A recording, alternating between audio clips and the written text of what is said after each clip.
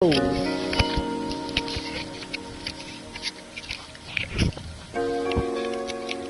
Man. Pretty loud. Yo guys, so here I am. Back from the dead. What does that even mean? It's been so long. I've been very busy and, you know, long story short, I think I'm ready to just start playing the games again. So I found this random game. What up, Zynga? How's it been? I found this random game. I'm gonna give it a shot. I'm gonna start playing. Hopefully get back into the swing, you know? Get back into my streams going. I don't know anything about this game called Little Red Lie. I know nothing about it. But, you know, it's whatever. However, I'm having... Oh, there we go.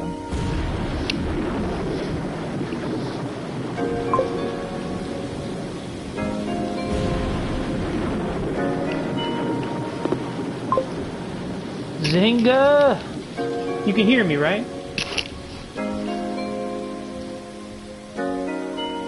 Just want to make sure that you guys can hear me. Yeah.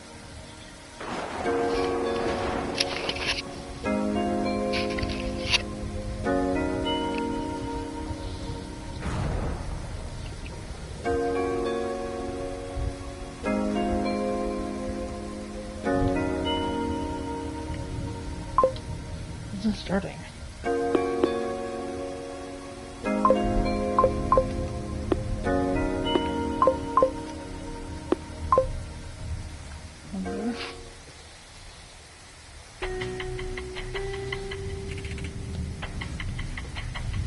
Before you begin, would you be willing to answer a brief questionnaire regarding confidential details of your personal and family finances? Sure.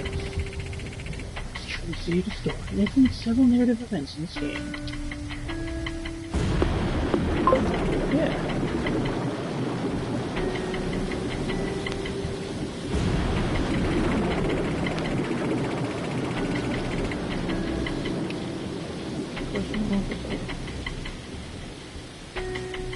Your personal income in excess of 50%. Yeah, we want chance what you have.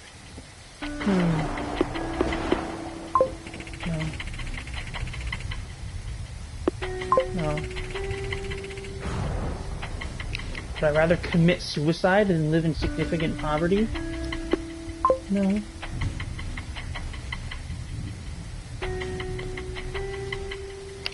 Thank you.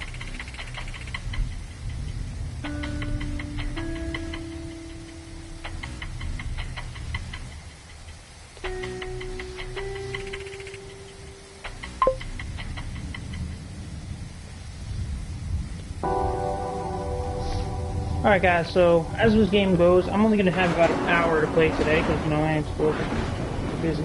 I want to know if you guys feel this game, if you guys want to see more one-off kind of games, like try to play this or play a little bit of that, or should I get back to like Skyrim or Ark, you know, anything really.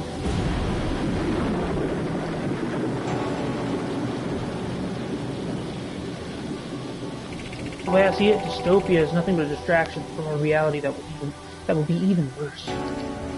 So true. In dystopia, faceless stormtroopers tower over the horrified masses as they cling together for warmth.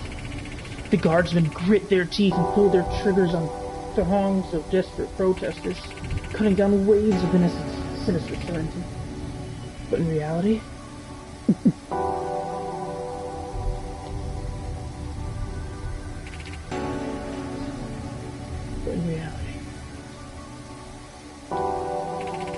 In reality, it's nothing like that.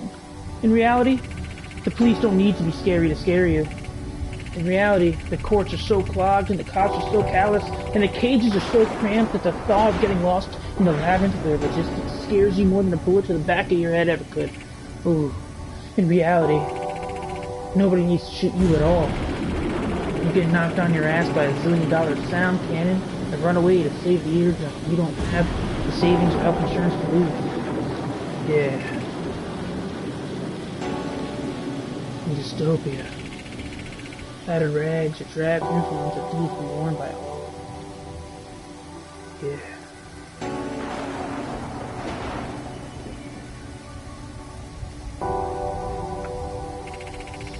All eyes and met eyes and coded gestures are made in the shadows. Steel doors crushed together.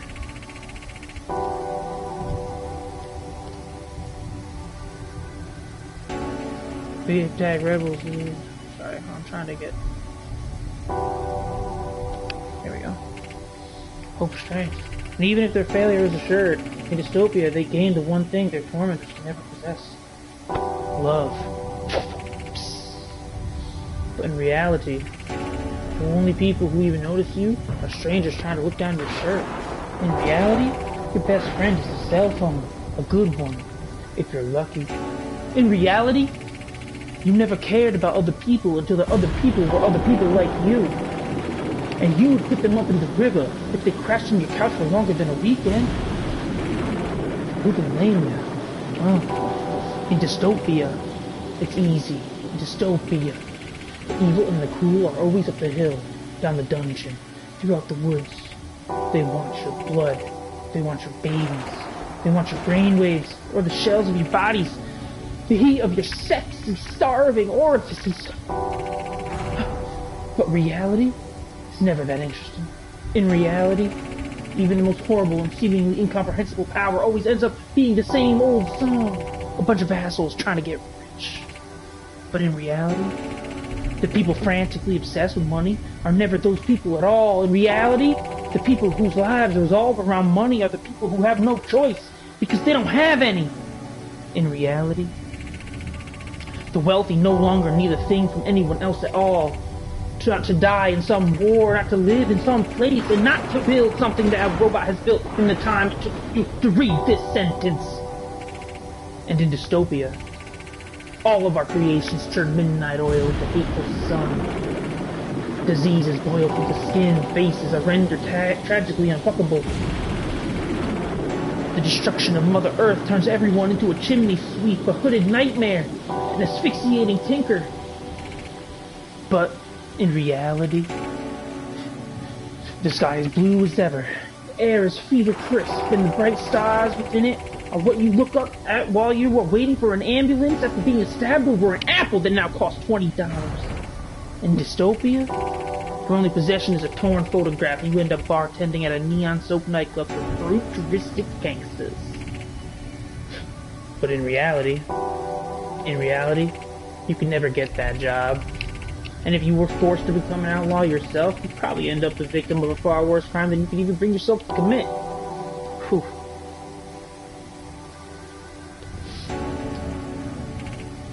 In dystopia, you finally matter. You're finally going to make a difference. Every oppression ignites you with an anger and fury that spurs you into a legendary action. But in reality, you are exhausted. Forever exhausted.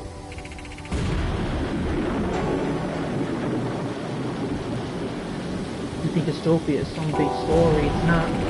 It's just a shitty little epilogue that goes on forever. And it all ends up with nothing. Nothing. Oh. That was a good, Be sure to hit that like and subscribe button. Let me know if you like this game and you want to see more of it. So far, we don't know much, but hey, whatever.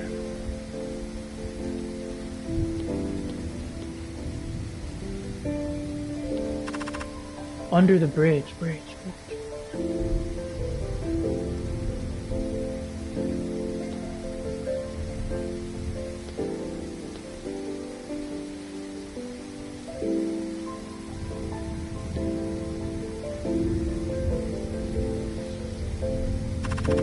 In the parking lot. They're waiting for me. Okay. Interact, highlight. Hell. Got it. The big three. Autosave.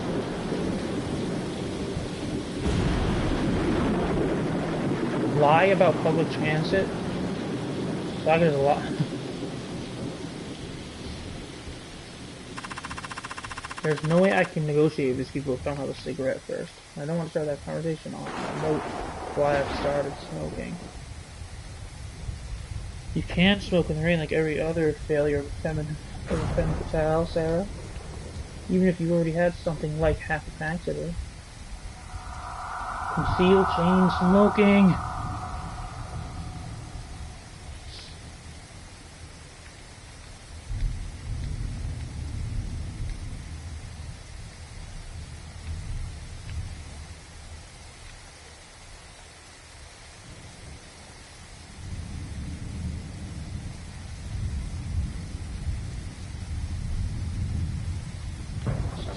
Weird.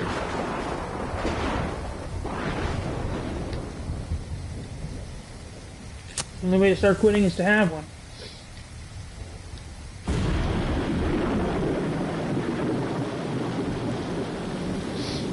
Then it turns out even the worst pessimism wasn't half as bad as it already was. Who knows? Maybe this cigarette is the least toxic thing I've inhaled all day. Still, if I could quit, I would. Too bad you only feel bad after it stops feeling good. Maybe that attitude is a little piece of what happened to everything. Fuck it. I didn't even want this. I'm just delaying the inevitable. I have to tell them the truth. Tonight is the night.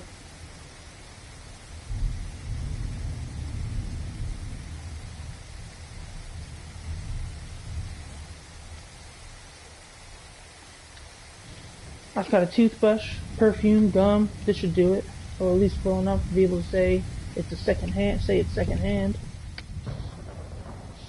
The thought of somebody actually using one of these toilets is unimaginable. Good, I have to quit. Look at my fingers, my teeth. The real reason they hook you so young is so it can happen before you're even capable of imagining what looking like shit would look like.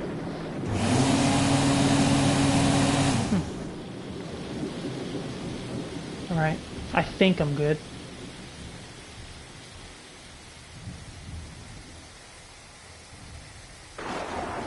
Whenever people ask me if I take taxis or use ride-sharing service, I realize taxi cabs are the more compassionate answer, whether it's true or not. The joke's on them, though. I can't afford to take either anymore. I'm just willing to argue about it because it at least makes me seem middle class. Nervous-looking ride-sharing guy. He doesn't want the cab behind him to realize what he's doing.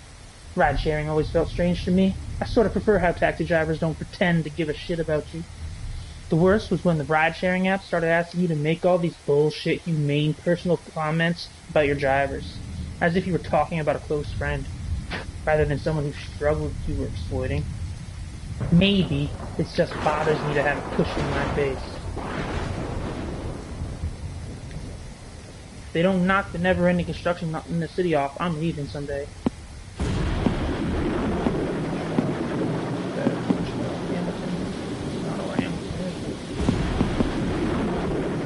Vancouver. I don't care what it costs. It takes 2 hours to get anywhere now. Yeah, that's right, I'll go to Vancouver.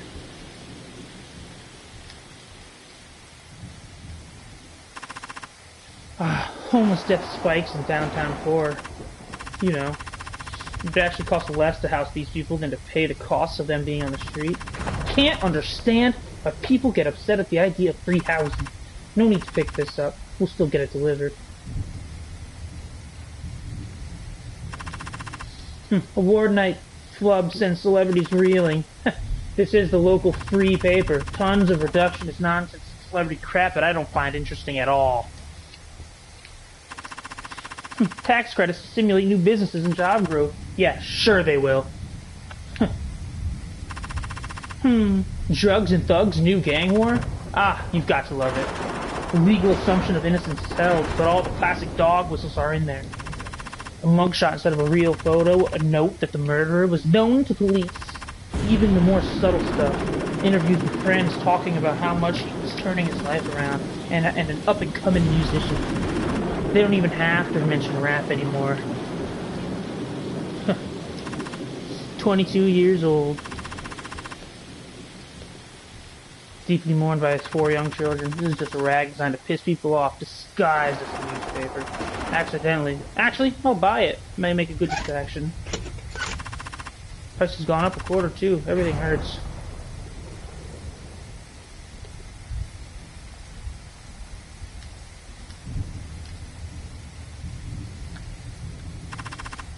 It sucks because the government sucks. I don't hate it. Man, this girl hates everything.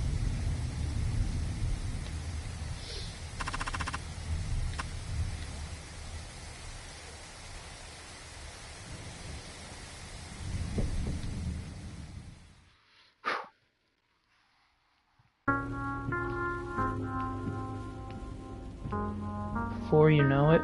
Before You Know It. By Sarah Stone. What? Before you know it, you feel like you're right back where you started, right back at home, back to the childhood, back to depending on the people who should be depending on you. And you're so defined by what you're not, never married, never successful, never belonging anywhere or up to anything, that you don't even know who you are. Still, it's strange to be past what feels like the point of no return and still so far from the end.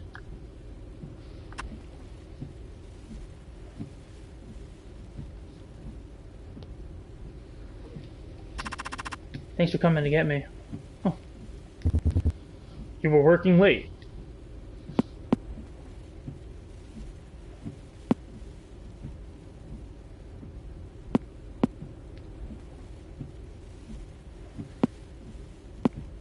If they don't, somebody else will. They can't really trust too many people with it.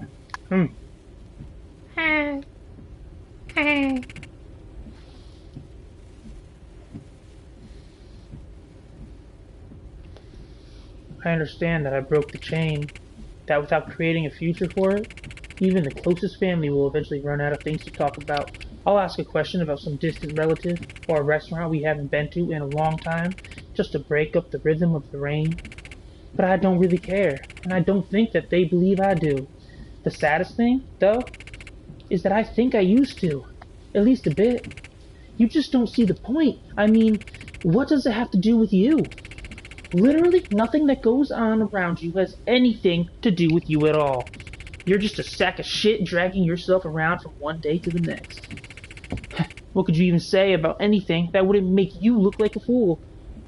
But still, you have to say something, even if it means pretending to be somebody you used to be in order to hide how you no longer feel like you are anybody at all. Ugh.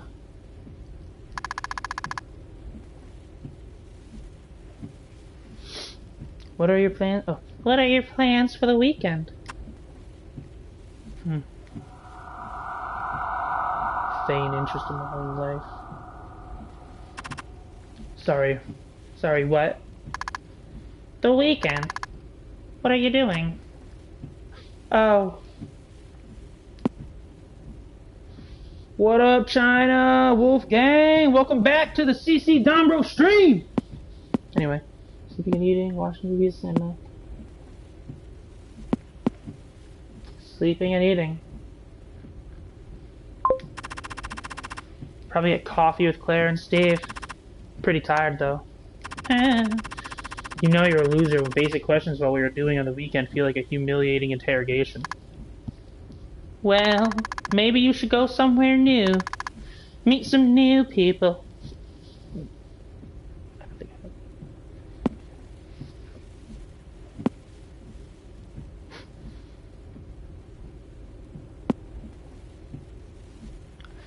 I'm embarrassed to be around people. You're right. I should see if anything is going on in the city. I really miss going to concerts.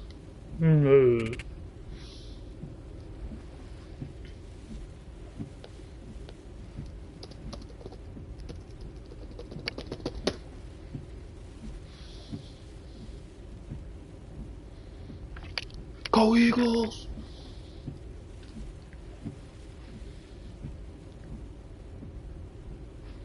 Sometimes, we'll pull up next to a car at an intersection, and I'll look over to see another 38-year-old woman. One who isn't sitting in the back seat of a car, being driven by her elderly parents.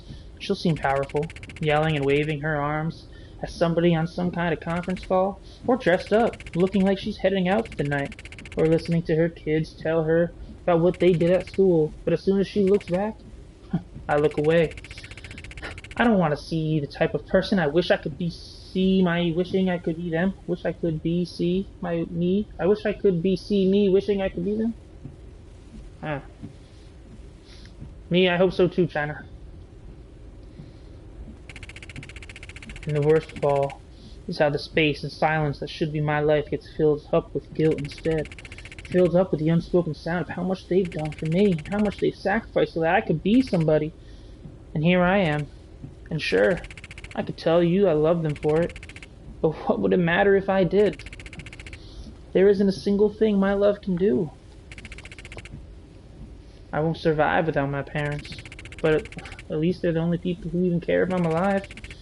You can't have less to lose than that.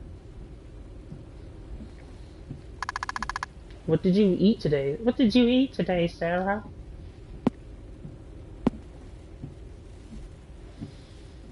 Helpless. They treat me like I'm helpless.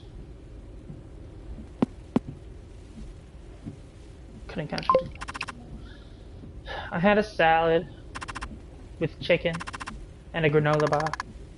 Well, we have leftovers, if you want. Alright. Maybe a bit.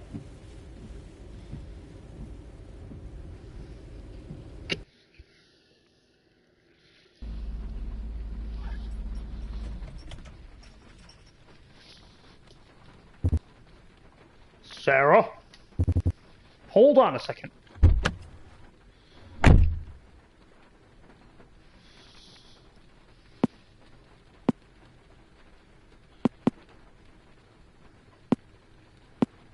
way you said that. Is something wrong? We need to talk.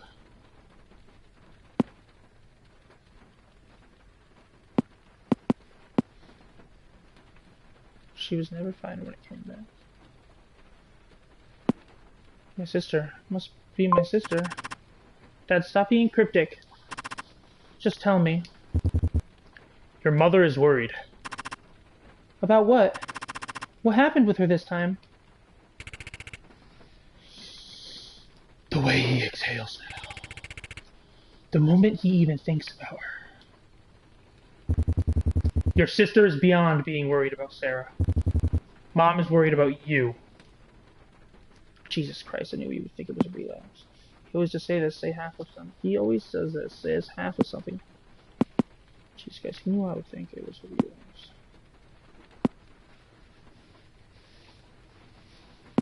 He always says this. I'm fine. She thinks you work too much. She thinks I'm a lesbian. Too much of a slut to be taken seriously. Not enough of one to find somebody in a private place. She thinks I'm too much of a slut. I don't know what that means. It means she wants you to be happy. That your happiness is more important to her than anything else. And she's dying. The unsaid thing always. With all the weight it carries. She's dying. The unsaid thing always. I'm trying. And your sister. You know she's going to need your help. And you know it won't be easy. If you had someone that you could turn to when things got tough with her, it might make all the difference. He always says this, knowing I'll defend her. He wants to hear somebody do it, even if he feels like he can't. She doesn't need me as much as you think she does. She's more capable than you know. Who? She is. You've always been just like me. You're strong. You don't complain. And you've never been afraid of responsibility. But sometimes I think you can't see that there's more to being strong than being on your own. No, I haven't seen anyone recently. I haven't streamed a game in a couple weeks. This has got to be something more about. This has got to be about something more than my romantic life. You don't see. What you don't see is that I would have never been strong enough to take care of everything without your mother, or your sister, or you. Ugh. I know I make it seem that way. It isn't that way at all. It's family, Sarah. family. Ugh. Anyway, I think that's what your mother wanted you to know. Ugh. Ugh. Is that it? I could tell by the way he locked eyes with me in the rear view. Was it intimidation? Fear? Pity? It's hard to read your parents as people. You don't want to do it. No matter how old you get, you want to believe nothing could shake them. No, that isn't it. I have to tell you something important, and I don't want you to say anything about it to your mom. Not yet. Cancer. That was what got his mom. Heart failure, grandpa, Alzheimer's runs all the way through his family. Well, cancer. Just tell me. We can't afford to take care of your sister anymore. What did she do? It isn't just her. The medication costs for Mom, they just keep going up. What else did they put her on? I don't even know anymore. Between the two of them, it's a mountain. Are they even helping? Is there any point? Not that you can ask, or... I'm sure they're helping if the doctors say so. We'll get through it. Your sister doesn't listen to me, Sarah. At the very least, I need you to get her to stop buying whatever she feels like off the internet. I'm not trying to put you against her, but if she doesn't knock it off and stop buying those bad dragons, we're gonna have it. We won't have any choice but to start charging you rent. It's the last thing I want to do. I know you're working your tail off trying to get your life back on track, but things are that serious. And maybe if you could put it to her like that, if she knows how hard you're working to rebuild, maybe some of that attitude will rub off on her. Maybe. I mean it, Sarah. You've done everything you could. Despite how tough things are out there. I know how much it must have hurt to move home and rent out your condo. I get myself with a roommate. Just renting it myself.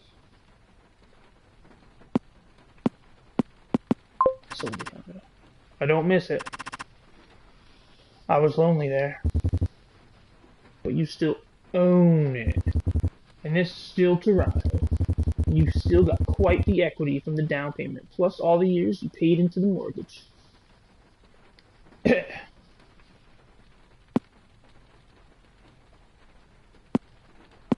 Not to mention I'm so bad. Yeah, I'm sure the appreciation on it is still going strong. I checked a while ago. Oh, I'm full of lies.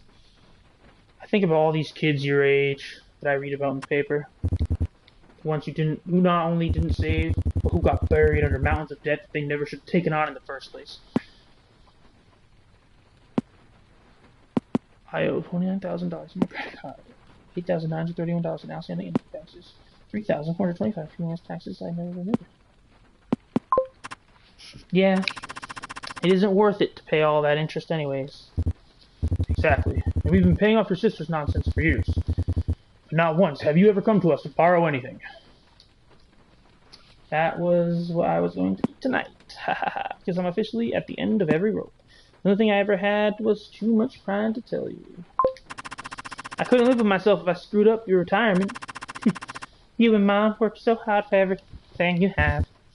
So have you. You get up in the morning, you get dressed, and you do it. You do the work. I know they've never appreciated you the way they should, but they will. You're too good to ignore. Well, that's my job 6 months ago. I sit in the Path Cafe all day just for interviews and talk with hundreds of applicants who are far more exploitable. As long as I'm getting paid something, I can manage. Being noticed isn't always for the best, though.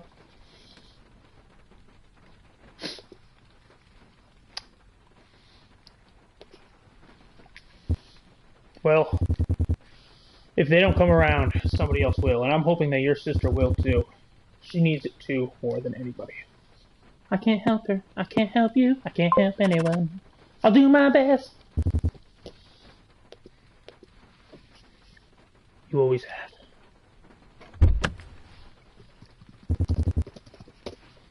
Proud of you, Sarah.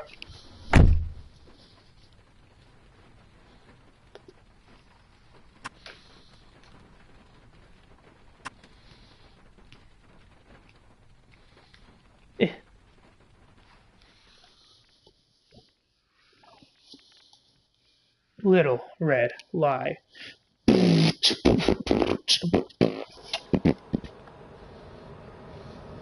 Was that all the intro?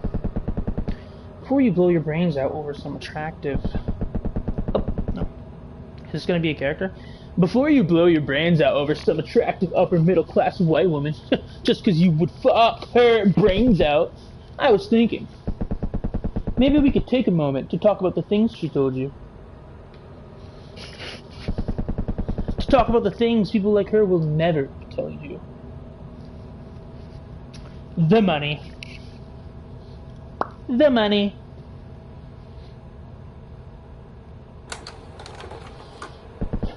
You know her.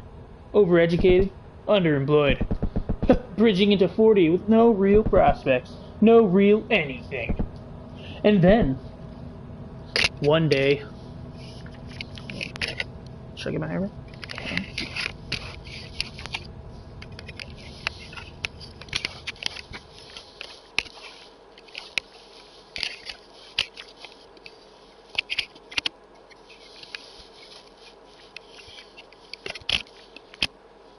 No. No dice. Then, one day, a bill finally arrives that cannot be paid. One which even the family that made her feel invincible all her life can no longer bear. And then it falls down. Then comes the self-pity, the woe is me, the toxic, dishonest belief that even if you'd had a shot, you'd never had a chance. But let me ask you something. Where was this person 5 years ago? I'll tell you where they were. Boom. They were pretending they never saw it coming. They were racking up debt, desperately hoping that they would never lose imaginary face with kombucha-sipping celebrities. Yeah, 10 years ago they were blowing every cent they made or could borrow in service to a hashtag. Shoes, travel, assassinate brunches. Joseph Clanese, what's up, boy? 15 years ago, forget it. Laughing it up in the hollowed halls of higher learning, acting as if they were somehow smart enough to get a degree in anthropology, but not smart enough to know they were digging their own graves. And now they want the world to feel sorry for them, so they won't tell you about what they really come from. They won't tell you about the safety net that still sits secretly beneath them. They won't tell you how they did it to themselves. Whew. But the past is the past. Nobody can run from it forever. And the numbers don't lie. And even if they can't deny their guilt, once you throw their mimosa tabs and aluminum laptops in their faces,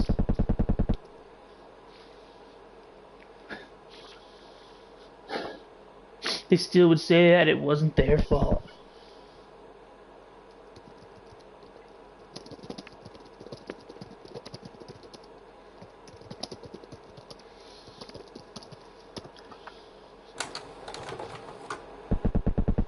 They would say that they were told their whole lives that if what they did, they were supposed to do. They would still say that they were told their whole lives that if they did what they were supposed to do, that they would end up safe and sound. But what are the people who said this? When was the so-called speech they gave? Where did this happen? Who wrote it down? What did it say? Boom, click. They don't exist. It doesn't exist. And I don't know about you, folks, but I don't feel sorry for them. And since you wouldn't be in this room unless you were at least a little bit like her, I'm gonna have to say it. I don't feel sorry for you. Hell yeah. We don't need to feel sorry for ourselves. We don't need to feel anything. What we need to do is stop talking, stop complaining, and actually do something about the mess we are in. And tonight, that is exactly what we are going to do. Manipulate the desperate and unemployed. It's 10:31 a.m. Seems like a family wishing crowd tonight. Lots of sad single people. I'll swap things around so it seems like that part is the grand finale. Ladies and gentlemen, I want to begin by telling you that if I've learned one thing, it is this. Money is not the most important thing. It is the only important thing. Nothing that was ever not about money was not about money. What's up, sports gamer? Thanks for checking out the stream. Be sure to hit that like and subscribe button. Not even the things that seem so close together seem to come close. Seem to come close. You show me any good thing in the world, anything at all, and I'll show you why it doesn't mean a goddamn thing without money.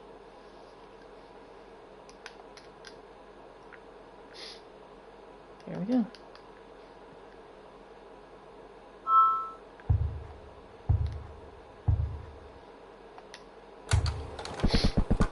What is life without money? A life without money is a lie. Oh, hell yeah. Thanks, man. I haven't streamed in a long time. I'm trying to maybe get back into doing a couple short ones here and there. Maybe if I could do them every day again. I have to get my setup going again. So that was a big, because around Christmas time everything was crazy. But hopefully, yeah. A life without money is a lie. An endless exhaustion. A 6 jobs or no job. Cards declined, minimum wage clerks who stare you down like a leper. Creditors who call day and night, melting your existence into pennies on the dollar. The realization that most people will consider your insecurity and in suffering to be more of an impolite imposition than anything else? What kind of life is that? I do remember Broccoli, yo. Broccoli, that's old school right there. Alright guys, ready? I'm about to tell you guys about love. What is love without money? Love without money is a lie. It's a lie. A sad fuck in the woods. A bitterness of someone who realizes they've misplaced their faith. That you're never going to make it. No matter how much they believe in you, the parties you go to where they start looking around for somebody else, who can take them places, who they could build something with, nothing but a betrayal waiting to happen. What kind of love is that? Yeah. It's like maybe he's like a Donald Trump guy. What is hope without money? Hope without money is a lie. It's fake news. An empty threat in an echo chamber. An aristocrat who respects your pronouns and your partitions while they pay you nickels to shovel dog shit. The journalists who mine your tragedies for more than you'll ever resolve with them. What kind of hope is that? Boy, do I ever wish I could play the piano. Boy, do I ever wish I could play the piano. Yeah, sure do. The way you can let silent moment hang while you drink water is perfect. It's like free dramatic pause. Nobody can accuse you of having it be contrived. You want to save it for exactly the right time. Actually, I guess now it's fine.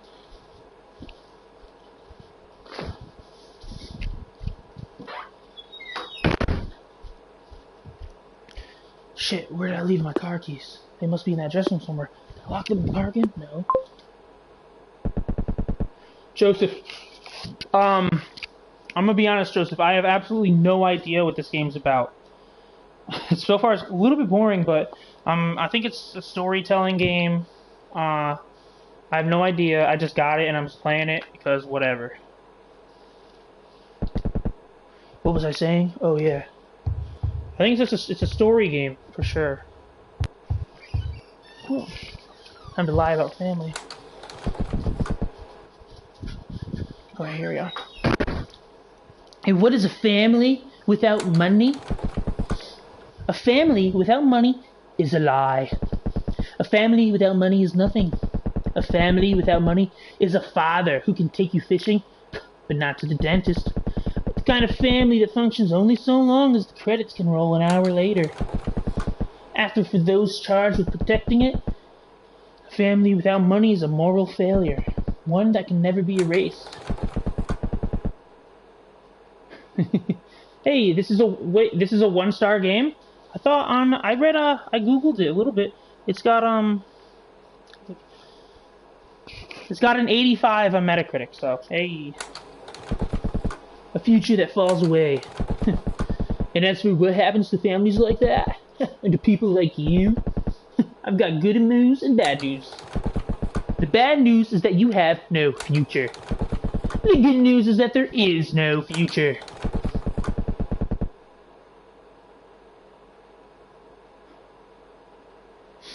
The light at the end of the tunnel is not the end of the tunnel.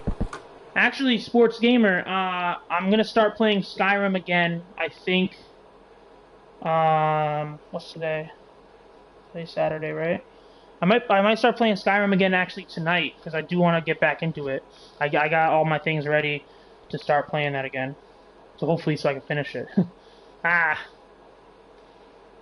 Your mothers and fathers, your brothers and sisters, your sons and daughters, they're looking to you. The clock is turning. Every time you see them, one more moment passes before it will be your turn to be the one who is depended on.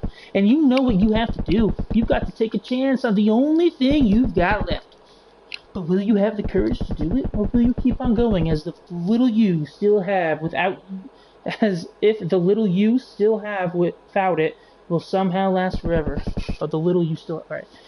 Will you keep standing in that house? Staring out that window? Call me back. Oh, broccoli! Or will you wake up, take control of your life, and make the sacrifice that could save them all? Wow. I don't know.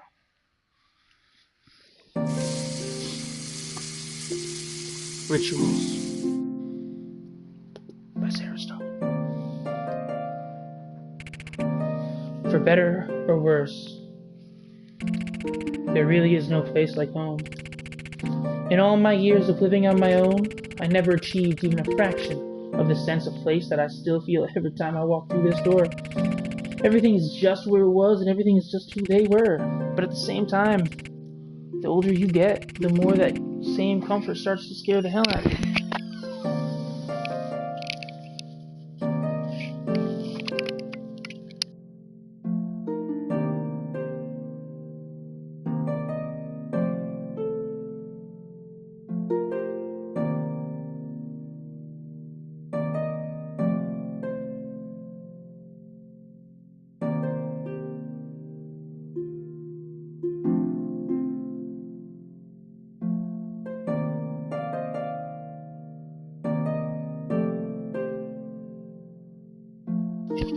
Alright. Hope that worked. Can you guys hear me? Because my door just opened and closed, so I'm freaking out. Yeah. At the same time, the older you get, the more that same comfort starts to scare the hell out of you. You guys really need a dishwasher. Oh, back to her. You guys really need a dishwasher. It's a waste of water, Sarah. I know. But everyone else is wasting it. Why shouldn't you? I'm not suggesting it because I'm worried about you putting any kind of strain on yourself. I just wish you would take it easy. When I first moved back here, I tried to help out with the groceries, but I never brought the right things. Yet they never told me to stop. They just started restocking things before I did. And when I tried to cook myself, it was so much worse than what they were used to, because both of my parents are amazing cooks, that I eventually gave up on it. I tried to help out with the gardening, even fixing things around the house, but Mom had a way she wanted the yard to look, and it took Dad twice as long to do anything without me helping him. You can't be an adult in the place you grew up. It isn't your job there, and you can't break up the order of things in a place where order is everything. All you can do is dry the dishes you can't clean, vacuum the floors that you can't build, mow the lawn that you can't grow, and worst of all is that you also feel the opposite of fear. It feels good to be in a place that feels like a sanctuary and makes you feel safe, but you're always thinking that you won't be ready when they're gone. Yeah. Or when they need you precisely because they aren't. Sarah!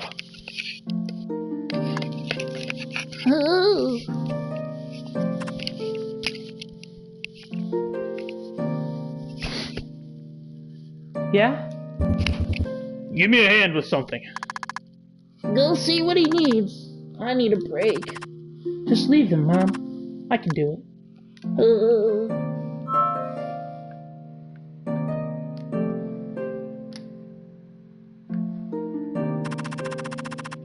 Doing dishes is bad for your skin, Mom. I read an article. Maybe, but it's good for the soul.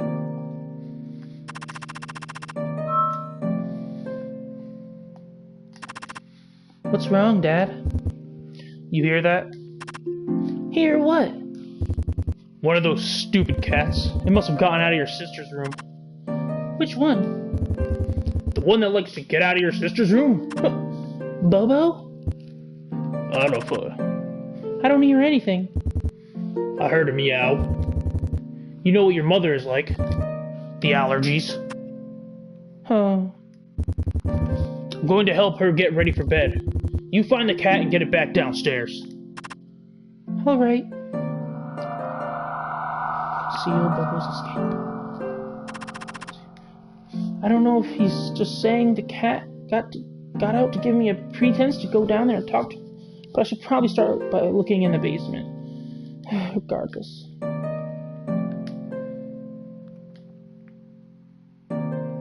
I don't know. I'm hoping it gets better.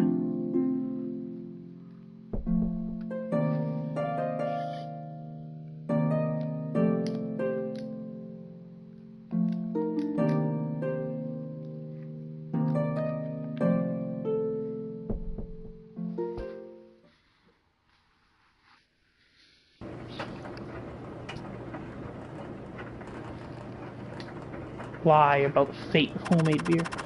Dad used to store a lot of homemade beer down here. Nobody kept track of how much anyone was taking, or at least not until it became obvious that someone was taking way more than their share.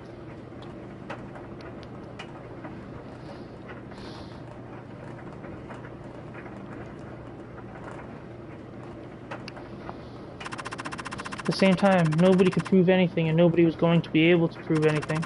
The last time Dad put some down here, he put more and even better stuff than he had before, basically asking for it to get taken so he could justify flipping out. The night he did that, I just quietly moved it upstairs without telling him. It stayed unswiped. The issue couldn't flare up, and nobody ever mentioned anything about it again. My sister gets everything delivered to her now, hardly ever even leaves the house. I guess this is the bright and shining future we were promised. I hate the way Mom has to creep around her own basement doing laundry just to not wake her up. Almost as much as I hate the way she then does laundry herself in the middle of the goddamn night. You can hear it all the way upstairs. Still, what are we gonna do? If we complain, she'd probably stop wearing clean clothes just to spite us. At least the washing is done, though the drying must be twice as loud. My sister has always had a lock on her door, even before the basement became her apartment. In her defense, Mom's idea of knocking on the door when we were growing up was to knock and then immediately open it half a second later. In a way, going back and forth on the lock was where everything started. It was raining enough today for her to sleep through all of it. Even if she is up, she hasn't been for long enough to make it worth bothering her. Forget it. I'll just go and tell Dad I tried. I've dealt with enough shit today.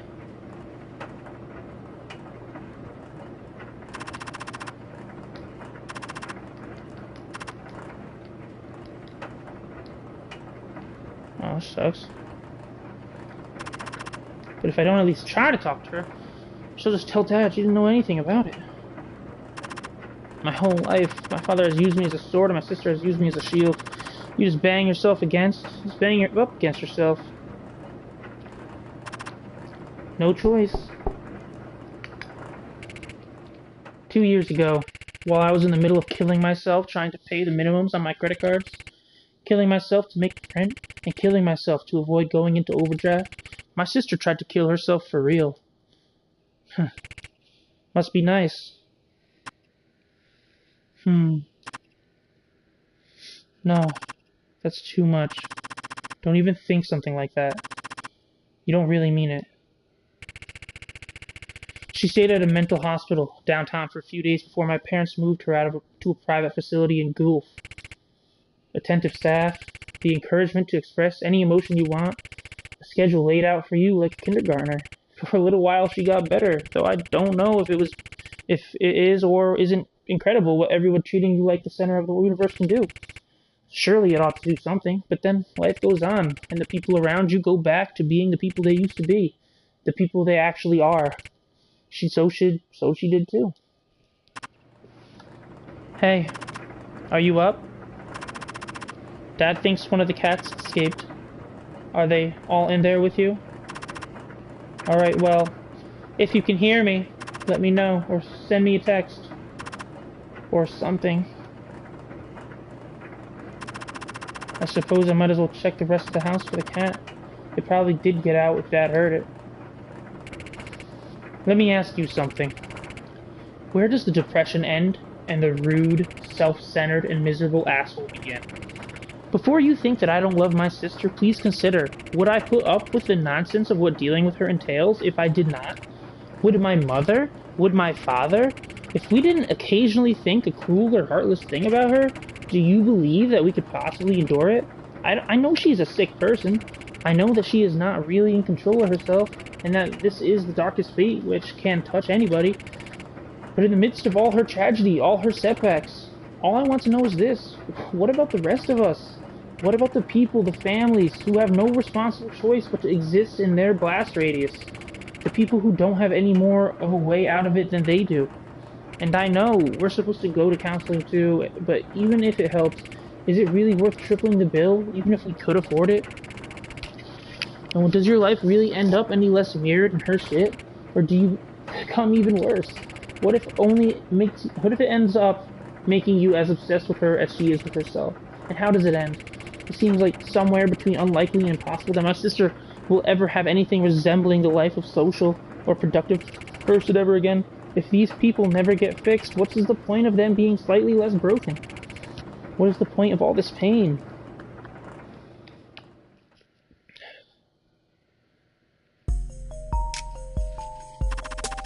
Alright, time to start looking for Bobo somewhere. Can't say I blame you for wanting to get out of there now and then, Bobo, but on the other hand, you're a cat, so...